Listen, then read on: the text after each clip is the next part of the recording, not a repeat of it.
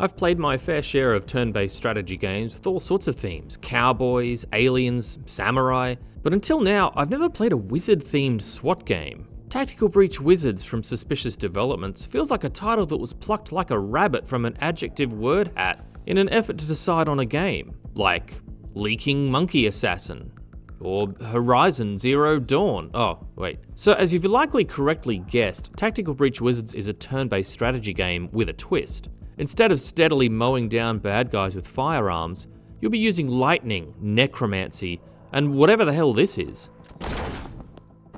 Does this odd mixture of themes blend together well enough to form a unique gaming experience, or does it fall apart like a cardboard umbrella in a thunderstorm?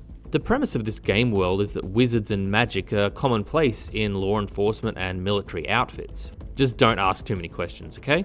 We're introduced to Zan, a Navy seer with a cane zapper and a foresight ability which allows him to see all of the immediate futures. And Liv, a chronomancer who can move through time at a different rate than everyone else. Think the Flash from DC Comics. Things go bad on a rescue mission, and Zan is left with the aftermath of deciding to save the hostage and sacrificing Liv to be captured by the bad guys known as Reactor. Cut to a few years in the future, and Zan discovers that Liv is now working with and possibly leading Reactor. The Legion of Liv are involved in some global corporate conspiracy, and Zan, feeling somewhat responsible, gathers a handful of past WizTac allies in order to stop Liv and Reactor. It's not an original plot idea, but the writing and the dialogue have a significant amount of charm and humour. It's pretty rare for me to laugh out loud during character exchanges or cutscenes, but I gotta say this game got me quite a few times. Gameplay wise, it's a bit like Desperados 3 and Into the Breach had a baby. Instead of an open map like Desperados, the game moves you from one room to the next automatically. There might be a cutscene with exposition about the upcoming mission, then you'll move to your characters outside the mission room bantering about each other's abilities or their past. There's often a dialogue choice that you can make during these scenes, but it doesn't affect the outcome of the narrative, so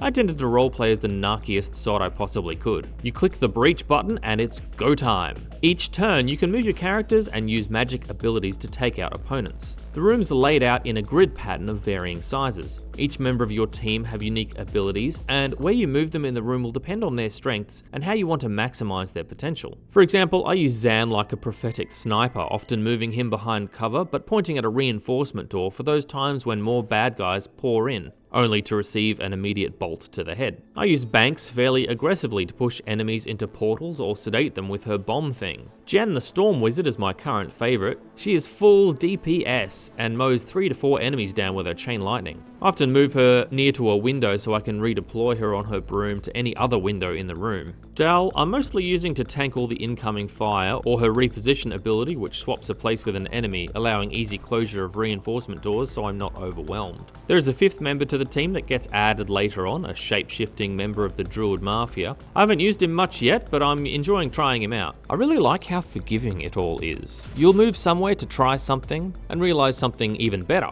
Zan has an ability that allows you to take back as many moves as you want in that single turn, and it allows you to try all different things and see what the best outcome is. Once you're happy with your team moves, you can use the foresight ability, if it's there, to see what's likely to happen next turn and then commit. Once you're committed, you can no longer take your moves back, but honestly this system is already so forgiving and it's just so much fun. After clearing a room of goons, your characters are free to move around and find the exit. You click done and you're automatically taken to the corridor of the next room and you'll start all over again. Something to note, in each room there are mission objectives that you must complete, but also optional objectives to spice up your replays of missions. Yes, there's a mission select in the menu. These optional objectives will be things like have Jen throw 3 guys out a window, or take everyone out by the end of turn 2. If you complete these optionals, you'll get confidence points for one of your teammates. These points are a type of currency that you can use to unlock costume drip.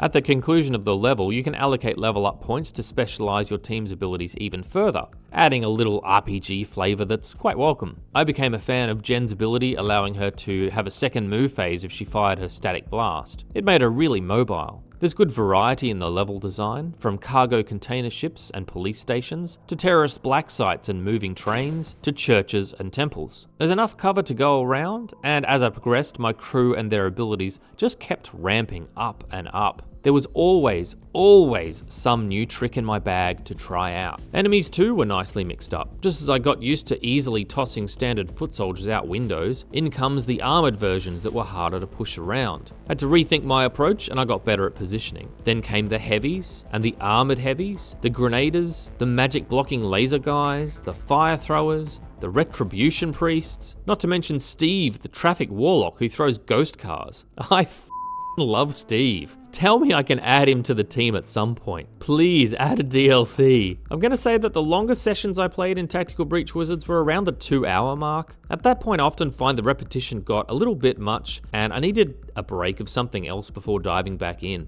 It hasn't stopped me enjoying the game at all, but it might be worth keeping in mind it's not something I personally would be able to smash through for longer periods of time. I played on the default difficulty, which is probably a little easy, particularly as the team's abilities ramped up. But I was having a great time just punching through the missions, so be aware if you're looking for a challenge, you might want to choose the hard setting from the get-go. The campaign is single player only, which sucks a little bit. I can imagine having a pretty good time in drop-in, drop-out co-op with friends. The graphics are simple cel-shaded character models and levels, but this kind of added to the spell this already had cast on me. The whole game is just so freaking charming. The environments are fairly simple, but are essentially just there to be an arena for your wizards to do their thing. There's a few cute props like this coffee maker that has a hashed police logo on it, and this lamp, just in case you forgot you were in a police station.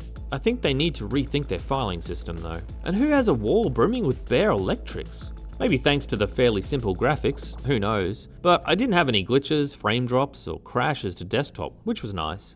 This game seems to run as smooth as you'd hope.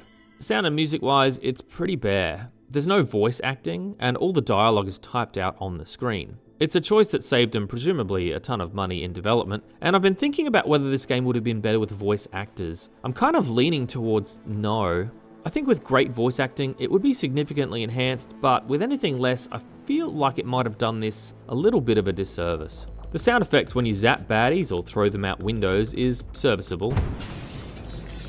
It does have the whiff of stock sounds, and that might bother some players after you've heard it for the millionth time. Music is probably my biggest letdown with Tactical Breach Wizards. It's mostly just the sound of construction workers building a gazebo 2 doors down, while someone trips and breaks their fall on a piano.